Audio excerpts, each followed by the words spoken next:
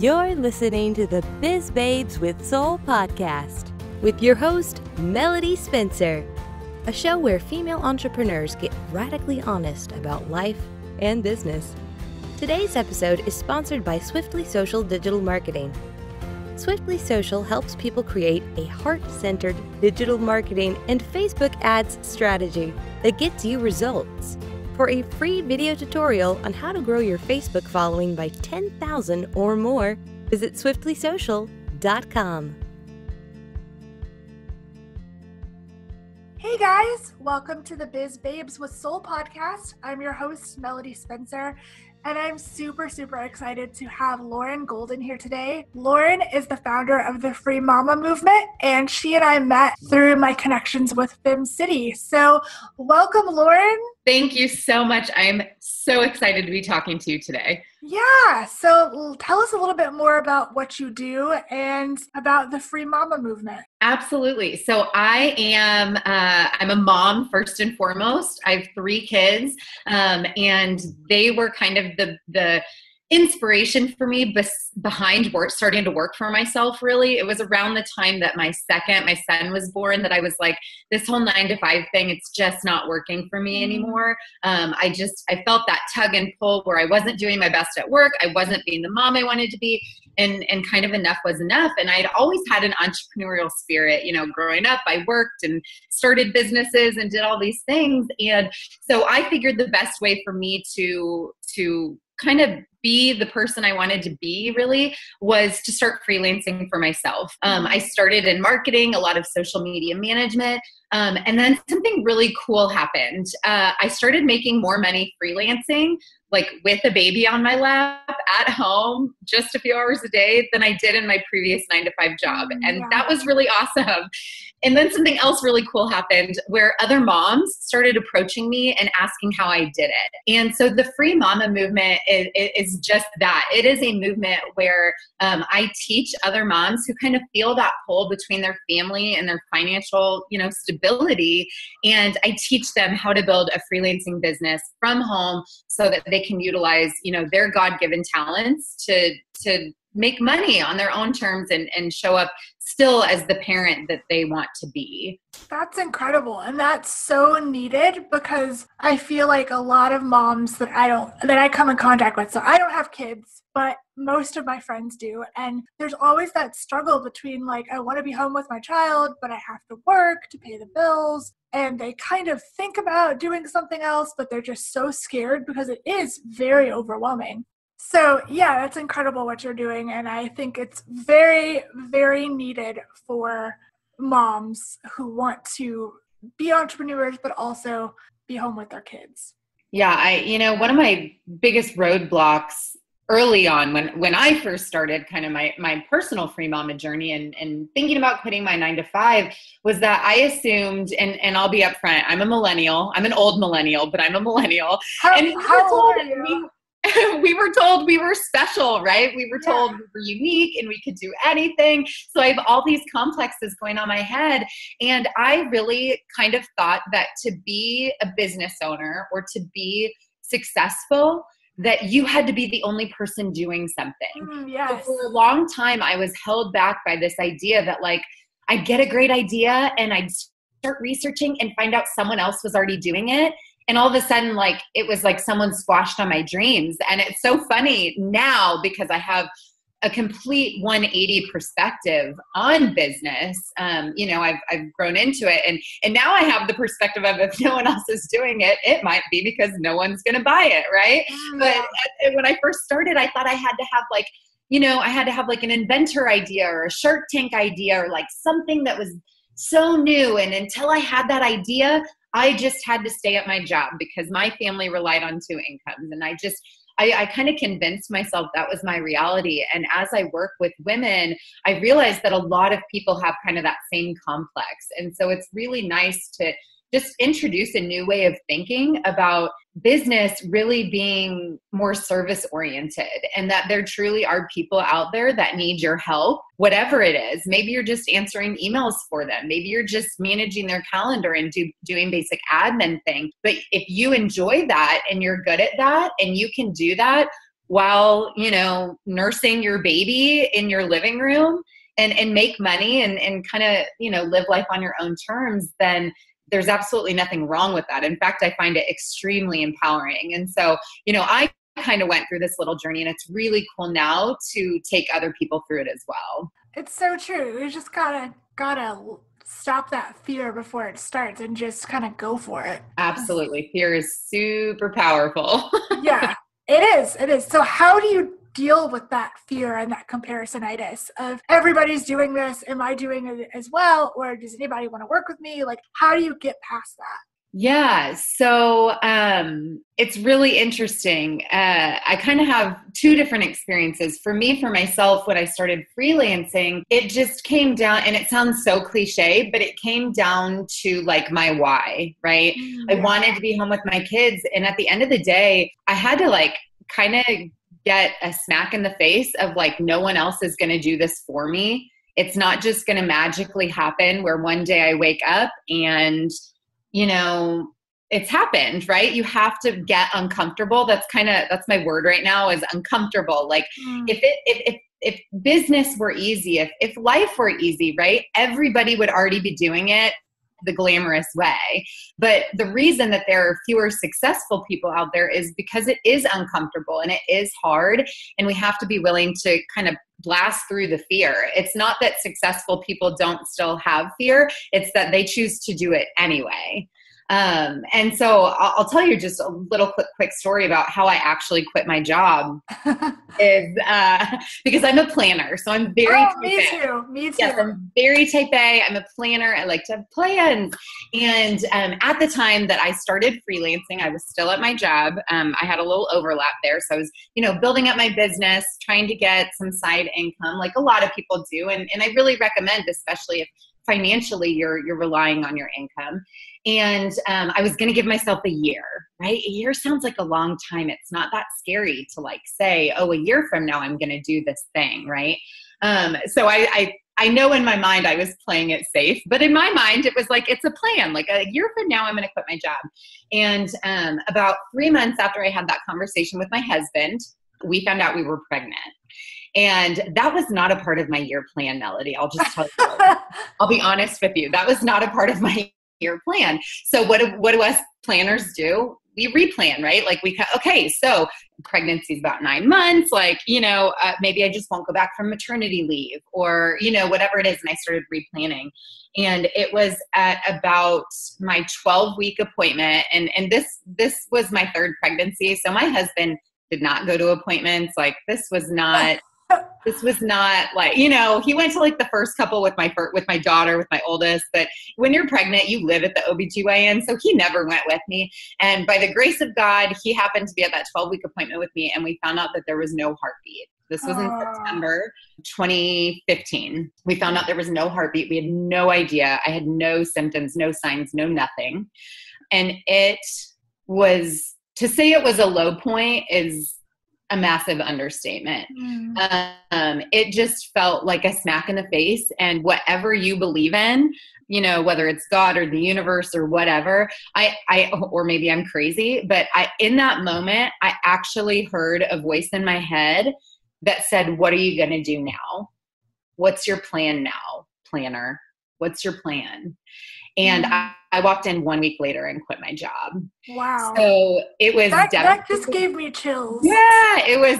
And I can talk about it a lot more gracefully now than I could, even a year ago, especially 2 years ago. But and it still hurts. It really does. It's anybody who's had loss. And I've always been very open about it, which I think more women are starting to talk about it. But miscarriage is so unbelievably common. And I didn't know that until I experienced it. And I was always really open about it because for me, I found it very like cathartic to talk about it, even though oftentimes I knew I was making other people uncomfortable, but it helped me to heal, to talk about it. But now the reason I can look back on it and I just look at the experience so differently is I think that was something that I had to go through in my life as a wake-up call. Like it really was this moment of like, you are living this life where you're miserable and you're in the car 3 hours a day and your kids are in childcare and my husband's also an entrepreneur, by the way. So he was running a business. We had a 6-figure SBA loan at the time. The family was on my benefits. There was a lot of pressure going on for me and I was miserable. I resented my husband that he got to go chase his dreams and I had to be at a job I didn't like and not raise my baby. I mean, there was just a lot going on. And I'm able to look back now though, and I heard that voice, that what are you going to do now? And there was just this major life shift for me of I'm going to start living the way I want to be living, right? Yeah. So for me, that was how I first started getting over the fear. Or again, not getting over it, because it's not that it wasn't scary. So I don't want to act like it wasn't still fear. That's how I first started choosing to do it anyway, is how I'll say it. I just decided in that moment, like I'm going to do it anyway. I'm going to do what I want. So how do you juggle your kids and running these businesses? Yeah, so like I said, I'm a little bit type A. I'm a little bit of a control freak. So without getting into too many like systems and processes, although we totally could, I am a crazy time blocker. So if anybody out there is looking for time management advice, I really recommend time blocking. I personally use Google Calendar. I've got it color coordinated. You would just die if you saw it, truly. But I block out everything. I block out the time that I work on the Free Mama. I block out my client time and I block out family time. And the key, I think, to being successful and achieving, we kind of joke that is like work-life balance attainable, but I think the key to being successful with it and with time blocking in general is by honoring the boundaries that you set. You have to set boundaries, but then you have to honor them. And it really goes both ways. And I will say, because I'm so passionate about what I'm doing now with helping other moms through the Free Mama, I really now struggle the other way, where I'll be with my kids and I'll hear my phone go off and it takes self-control to not go check it because I want to know what's going on, It goes both ways. And I think anybody who's listening, who's a parent, our kids pick up on that too. So it's not always easy, but it truly is simple to kind of architect your life on a daily basis in a way that you're giving everything, as much as they need. Yeah. So do you have any sort of morning routine or anything that kind of helps you get going? I know it's probably just madness trying to get kids ready and all that, but beyond that, like, do you journal? Do you meditate? What helps you kind of start your day on the right foot? I will say communication with my spouse. And actually our mornings really aren't that hectic. So I'm really sorry to any moms who are listening, who are, putting their fists up listening to this right now and they want to pop me in the nose. But our mornings really aren't that hectic. And I would say we're fairly strict parents. So my kiddos are 6, 4, and 1, and the 6 and the 4-year-olds get themselves dressed. Wow. They get completely ready. They know they've got to be dressed before they come downstairs. I'm not saying that there's not some involvement sometimes. Like today, my son came downstairs in essentially a sweatshirt, and we live outside of Houston, Texas, and it's going to be 90 degrees. So that's So sometimes there's some parenting involved, of course, but for the most part, they like what they want to wear anyway. So I'm not going to be able to influence them much regardless, except for temperature. So they come downstairs dressed and ready to go. My husband and I, it's a funny story. So early in our marriage, before we had kids, I used to get up like an hour and a half before my husband, right? As a woman, I took longer to get ready. I had to blow dry my long hair. And then I would pack our lunches for work. I would make breakfast. And then my husband would roll out of bed and hop in the shower for 2 minutes and eat and grab his lunch and go. And I'm talking like our first month of marriage, you guys. This was early on. This was almost a decade ago. And I was like, this is not going to work. Like, this is not that whole partnership thing I signed up for. And so I actually remember having a conversation with my husband, like in that first month of marriage, where I was like, it would really help both of us get the same amount of sleep and get out the door on time if you could make breakfast in the morning. That's all I asked him to do, seriously, about a decade ago. And my husband to this day still wakes up every morning and makes breakfast for our whole family. I love and that. it is, and I am spoiled because my husband is from Oklahoma.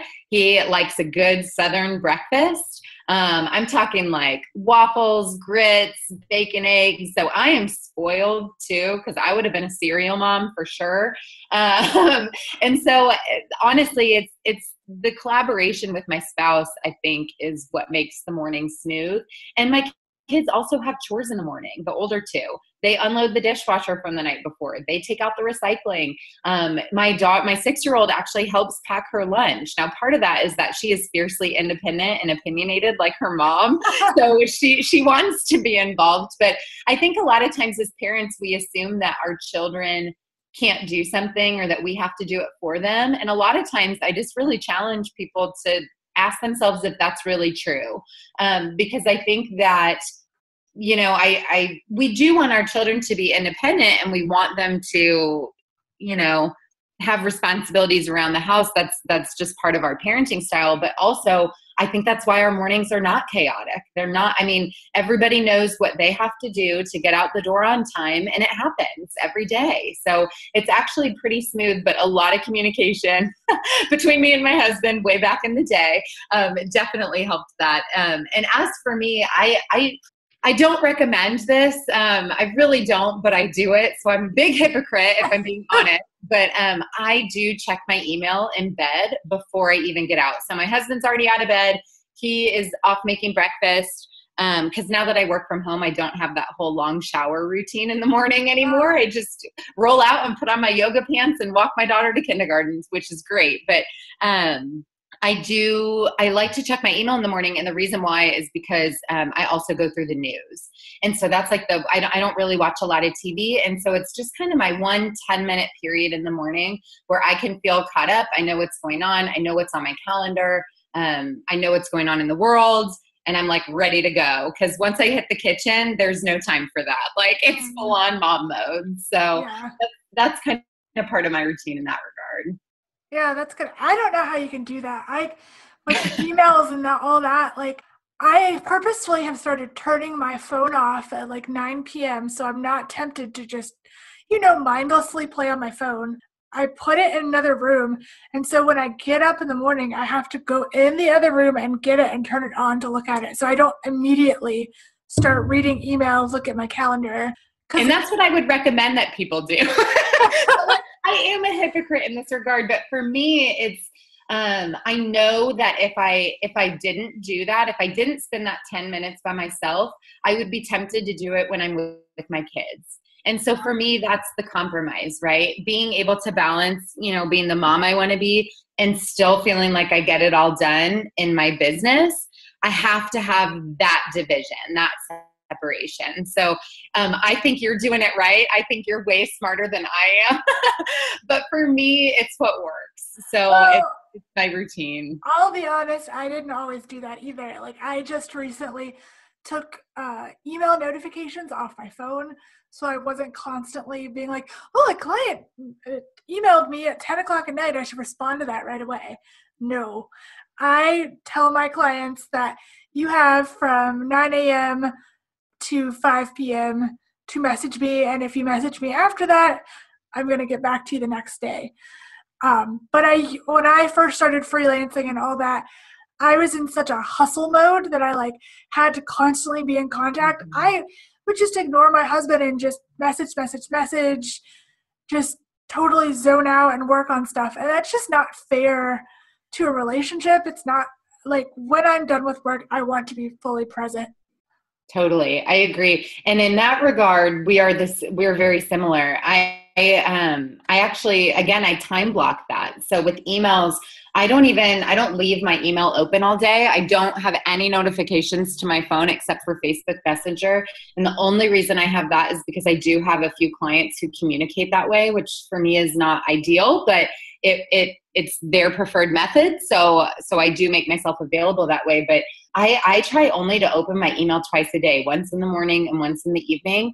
And if it doesn't get caught during that time, it gets put off till the next day. And again, I think that goes back to setting boundaries, but then you also have to honor them, right? You have to follow through with them. It's not enough just to say, well, I only check my email from whatever, right? And telling your client that, but then you actually have to only do that. And that's where the self-control comes in. And I think in today's age with cell phones and technology and social media, we appear to be so available. And so it does take that self-control to not lose ourselves in it. Absolutely. Yeah, I need to start doing the twice a day thing. I just leave it open, which is terrible. But again, it's like I want to be responsive. And that's just a boundary that I need to work on. Totally. Food for thought, Melody. Twice a day. That's just so hard. It is hard. It's super hard. But I think I'm a lot like you. I'm a people pleaser, and I like to provide that instant gratification. And I will say in my freelancing business, I definitely did that for years. But now with the Free Mama movement, it's grown so rapidly, which is amazing. And I'm so proud of it. But I'm now fielding hundreds of emails a day, and it's just not possible. And so a lot of this kind of self-control that I'm preaching, it's new. And it's because it came out of necessity. I could truly sit and answer Facebook posts in my group and emails all day long, honestly. And so it just came out of necessity. And I mean, I've already called myself out as being a hypocrite for checking email in bed, but it would be hypocritical for what I'm teaching these women about balance and being home with their kids and running a business if I didn't also set those boundaries for myself with them. And it's hard because I want to be accessible, but it goes against what I'm teaching them. So for the most part, they respect it and they get it. And if I'm sick, I'll tell because I have some private coaching clients and group coaching clients, and we have our own little Facebook group, and I'll go in and tell them, I'll be like, I'm sick today, I'm not going to be on. And I've never had someone be like, why are you available to me? Like it doesn't happen because, as a business owner, I think we are also responsible for being kind of a leader, right? And being and setting the tone for our business, for our clients, and for how we want that community to operate. So again, it just goes back to communication, whether you're talking about a Facebook group or you're talking to your spouse about making breakfast. You got to communicate. Yeah, absolutely. So what has been your biggest challenge or the biggest frustration in your entrepreneurial freelance life? Oh, that's hard. I mean, there's a lot. I'll be really honest. And it's funny because what's the saying, like more money, more problems or something like that. And not that I'm, sitting here doing this podcast in a bathtub full of $100 bills by any means, but I'd be impressed if you were. Yeah, we would have had to do this on video for sure. But no. However, it's also more business, more problems, more exposure, more problems. So one of the things that I think I was probably aware of, but maybe didn't anticipate with launching and growing the Free Mama movement is like the backlash, for lack of a better word. So when you put yourself out there online as kind of a public figure, I run Facebook ads with my face on it. I have a very large online presence, and it happened very quickly and it grew very quickly, and it's exciting. And I'm really proud of it because it was not easy. It took a lot of effort and strength and strategy and time and all of these things that all of us as entrepreneurs understand.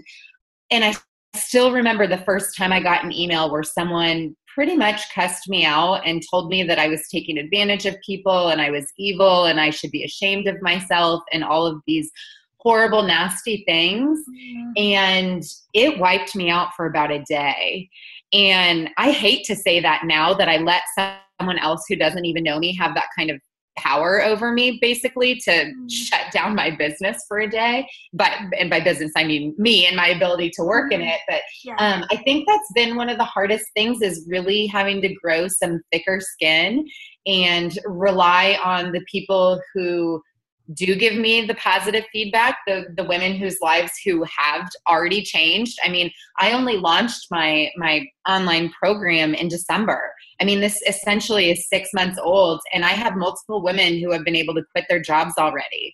Wow. So I have to stay focused on why I decided to do this. I have to stay focused on the women that I'm serving and not focus on the haters or the people who don't get it or the people, the naysayers. And part of me is like, okay, if I have those people, maybe that's good, right? Because you can't be liked by everybody. So maybe if they're those people, that just means that I'm onto something, right? Because they say to be successful in business, you have to be polarizing. So I'm like, all right, clearly I'm striking a nerve with some people. So maybe I've caught on to something. But at the end of the day, I think it's really changed the way that I relate with other entrepreneurs. I have a whole new level of respect for people who run businesses, especially those in the online space or the public eye.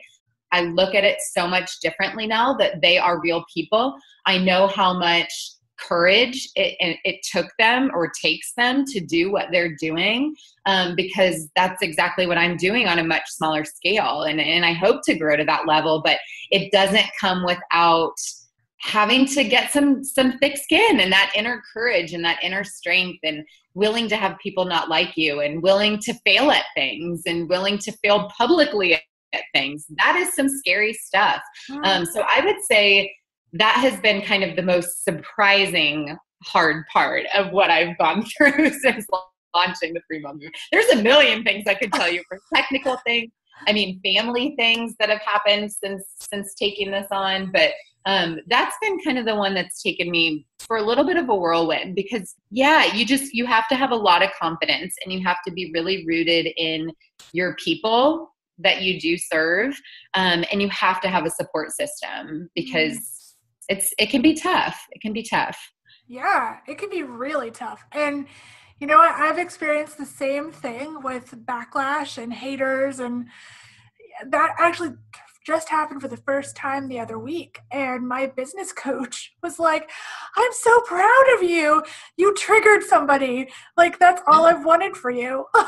Well, exactly. That's why I'm saying I kind of try to remind myself, like, okay, like logically speaking, I know this is good, right? I know that just as many people who love Queen Bey, Beyonce, whatever, hate her, and look at her, like, look at what she's doing. You know what not that I'm trying to be Beyonce, but you know what I mean? Like, there's no, super successful person out there that doesn't have it coming from both sides. And so I do think being polarizing, not being mean, but being polarizing in a intentional way, right? You have to stand for something, which means you don't stand for everything, and that's okay. But you've got to be ready for the people who don't agree with you, right? Well, and no matter what, people are going to someone is going to find a way to criticize you. Absolutely. But I think about, so this episode probably won't air for a while, but last weekend was the royal wedding.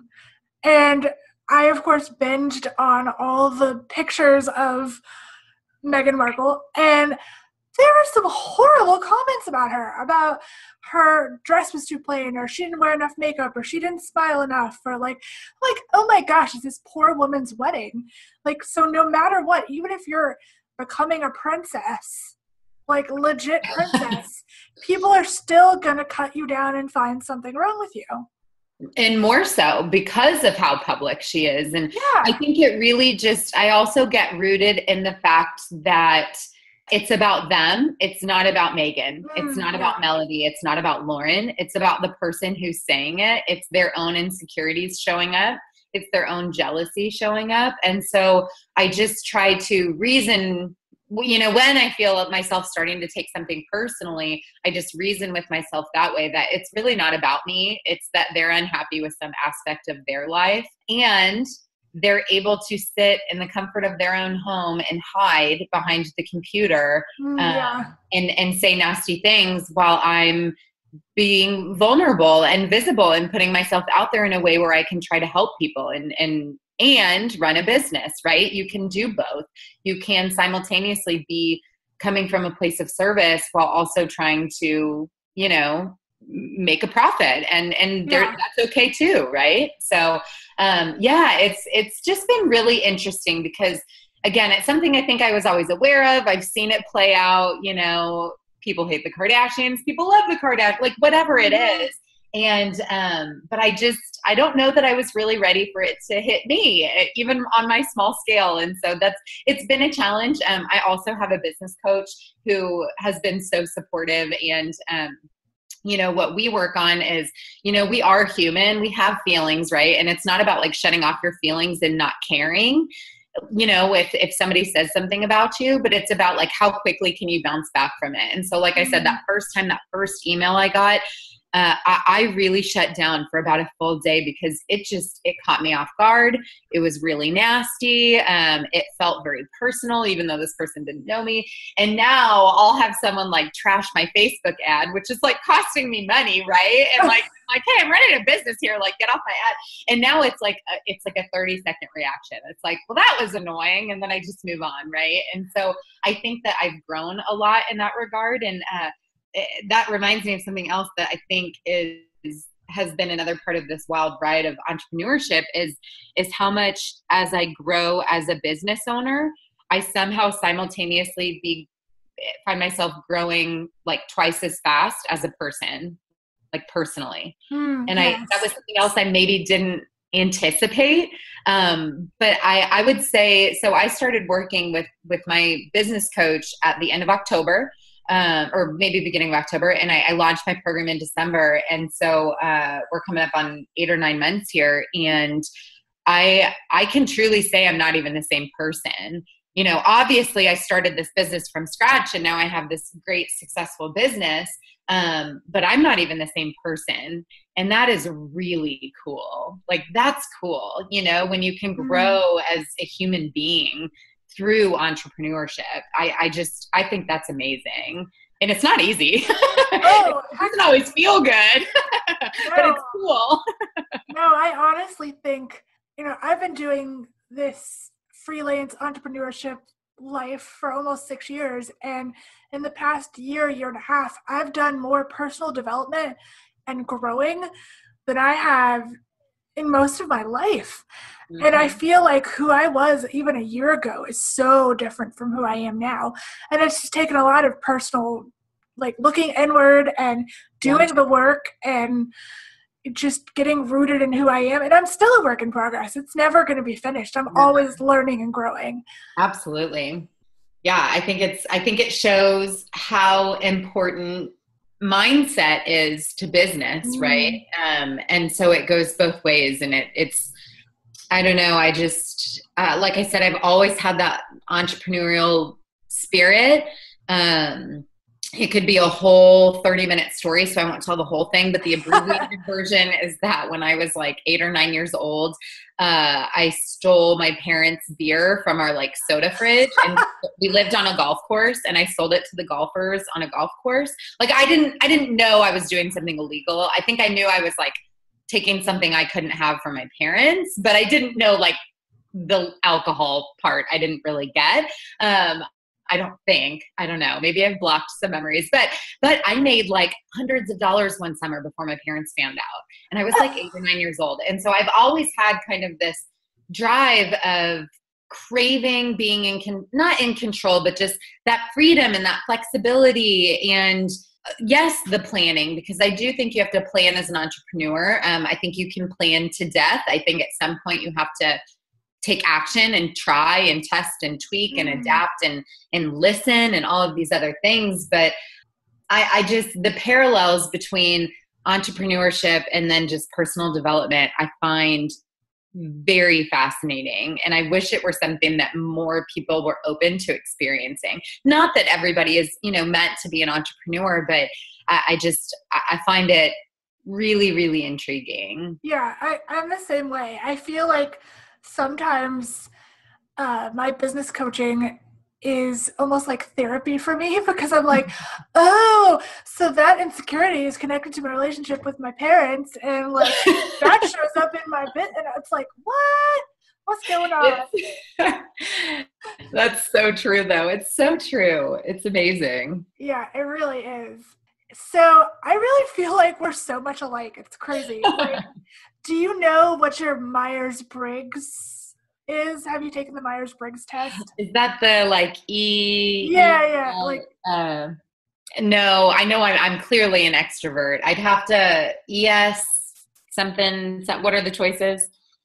there's a lot. Like, I'm an INFJ, so it's like intuitive, something, feeling, judging. So judging means you're like super organized, always have things planned, like, but you're also very perceptive and you feel things deeply. And I'm on the line between the I and the E, so the introvert and the extrovert. So how I differentiate that is that how I get energy is by myself. So I like to recharge by reading a book, being by myself, whatever. But I love being around other people, but I don't want to be around them 24/7. We have that in different. Yes. No, I'm very social, which, as somebody who works from home, it's interesting. It was either just this morning or last night, I had a mom in my community asking about that. She's working towards getting ready to quit her job. And she said, she's like, what challenges am I going to face once I actually do this, in terms of she was referring to like not having colleagues anymore. And I definitely believe, I call it silo syndrome. I think it's totally a thing. It's why I interact with my clients on Zoom. While I'm still sitting here alone, at least I can, see people's faces and it feels like I'm interacting.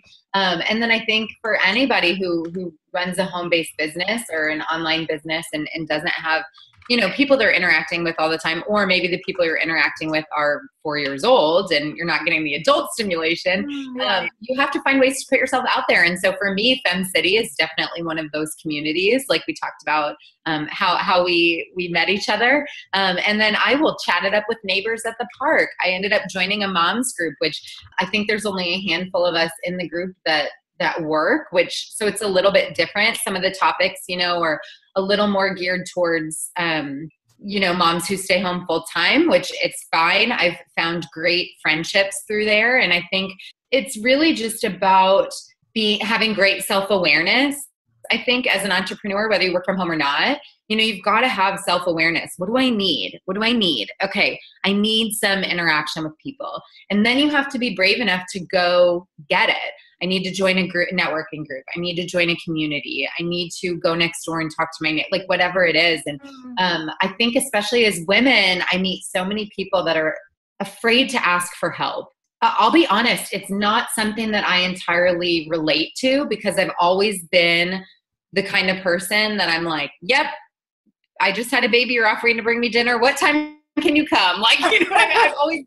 I've always been, and maybe that's because I have 3 kids and our life is just crazy. But I think as women, we have to get comfortable with not being able to do it all and asking for the things we need, because I believe that most people have a generous spirit. And when people offer to help, they mean it. And we have to be willing to accept it, but we also have to be comfortable with asking for it. So if you need that, social interaction, or, whatever it is that you need, or if you need that alone time, Melody, like if you need to go recharge, like you have to be comfortable just being like, hey, whoever I'm with right now, I really need to go read a book, or, whatever it is. And for some reason, I encounter so many women that they really do know what they need. They're just having a hard time doing it for themselves. And in that instance, I really do go back to time blocking. I'm a bit of a nerd, but time block a date with yourself, time block an hour to sit and read a book by yourself, time block your mom's group or your networking group or whatever it is that you do, so that you can make yourself a priority. Yeah, that is so true. It really is.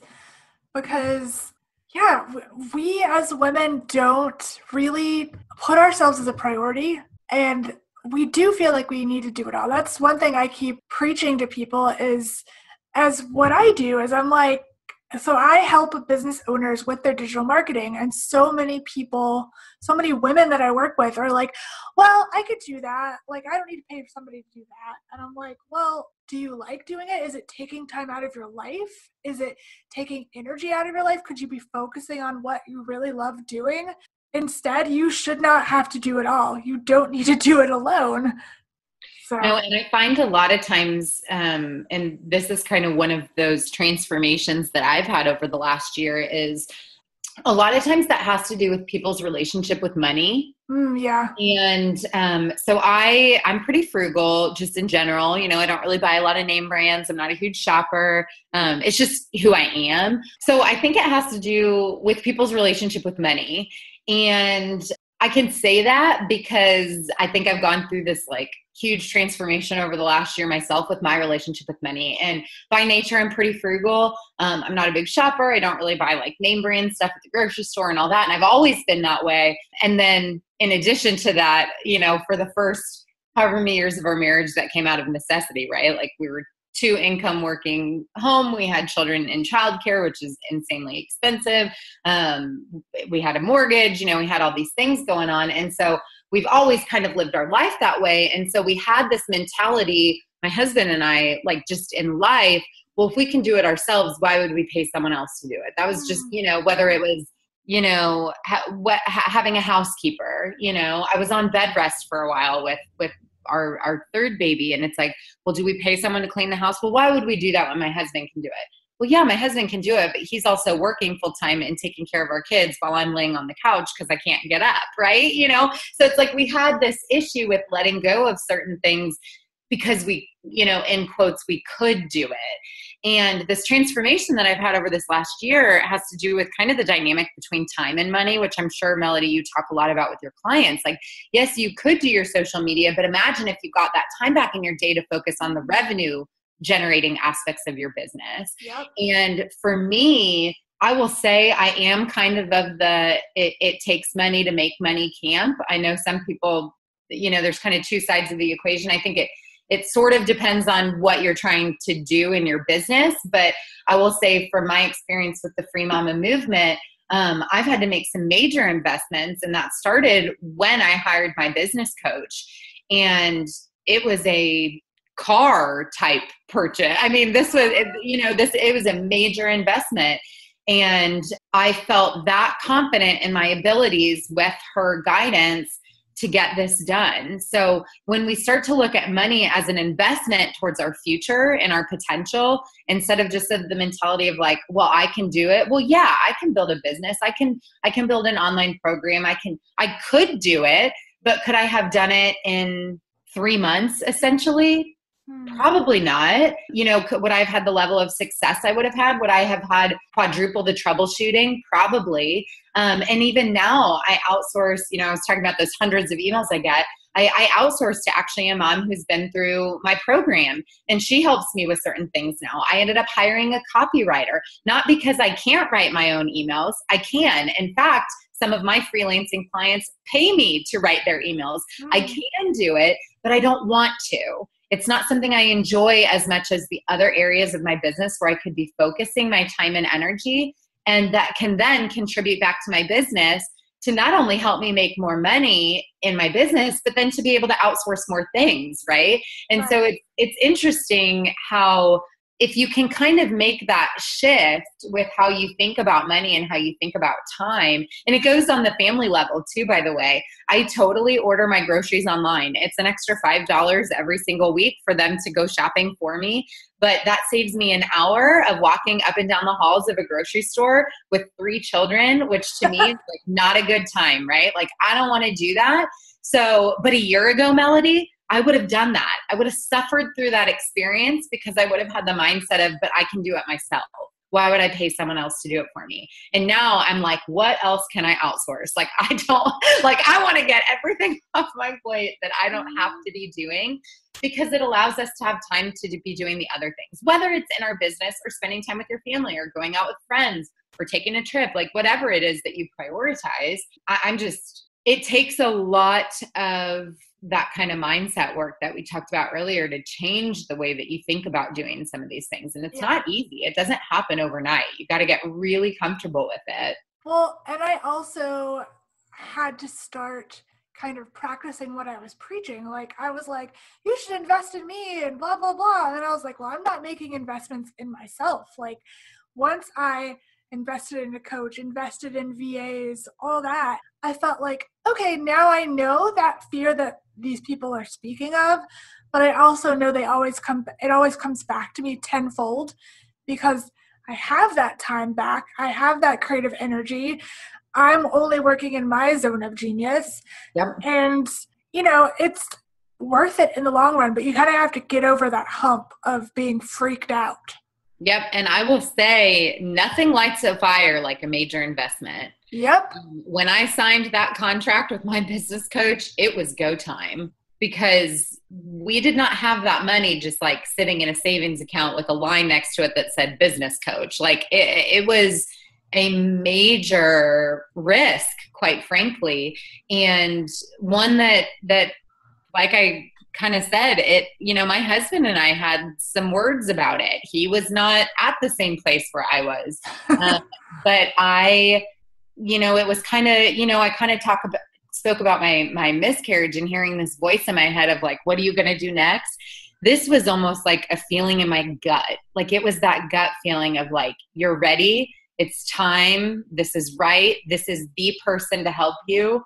Like it's go time. You need to do this. And that's really hard to explain to another human being who is not sharing your gut. Like my husband was like, I hear you, but how are we going to pay for this? Nothing lights a fire like your spouse looking at you and looking at your bank account and going, when is this going to work?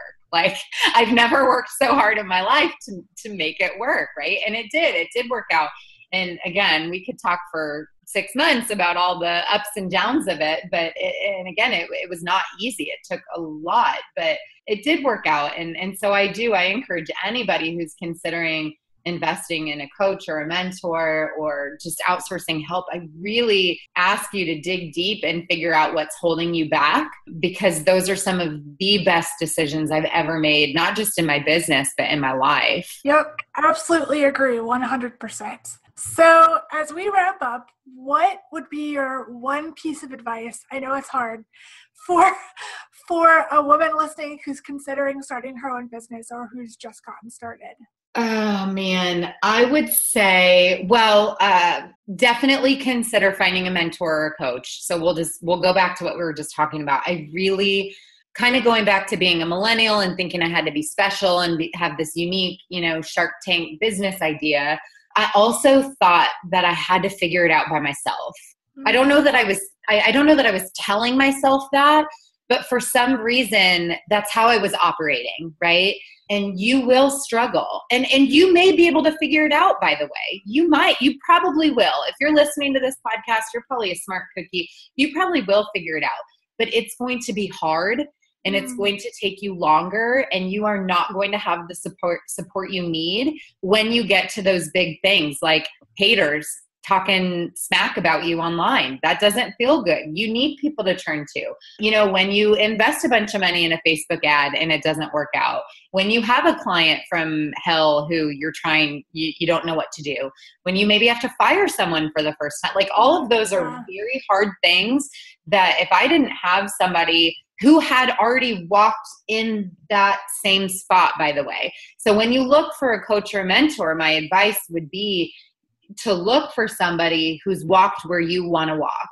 They need to have been through those things, in my opinion, to coach you effectively. And so that would be one thing. Don't try to do it alone. Get an accountability partner, get a mentor, get a coach, get a somebody. You don't have to pay for it. Although if you do, like I said, you'll get that fire lit under your tail if you're needing some extra motivation. But get somebody. Don't do it alone. The other thing I will say is get uncomfortable. And I know I used that word already, but I cannot express to you, if you are playing it safe, if you are hiding behind your computer and you are working on a website and a logo and your branding and it's so pretty, but you are not having conversations with people and you are not putting yourself out there and meeting with prospective clients, and you are not going out and speaking or whatever it is that you need to do to get in front of running Facebook ads.